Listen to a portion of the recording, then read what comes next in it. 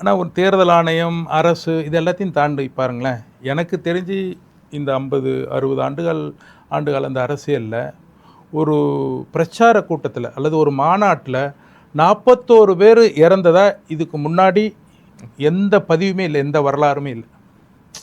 அவர் நடத்துகிற ஒவ்வொரு நிகழ்ச்சியிலையும் குறைந்தபட்சம் ஒரு சாவு. இது எவ்வளோ பெரிய வேதனையான, நாம் வந்து ஒரு சாவுன்ட்டு ஒதுங்கி போகிறோம். அந்த குடும்பத்தோட நிலைமை என்ன ஆகும் பாருங்கள்.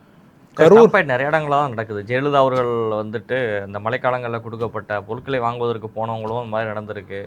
மகாமக குளத்தில் நடந்திருக்குது. இது போன்று நிறைய இடங்கள்ல நடந்திருக்கு.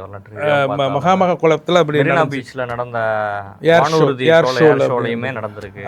பல இடங்கள்ல நடந்திருக்கு. அப்போ அதான் நிறைய இடங்கள்ல இருக்கு தமிழ்நாட்டில். இது எல்லாத்தையும் சூப்பர் சீட் பண்ணிடுச்சு விஜயோட பிரச்சார கூட்டங்கள்.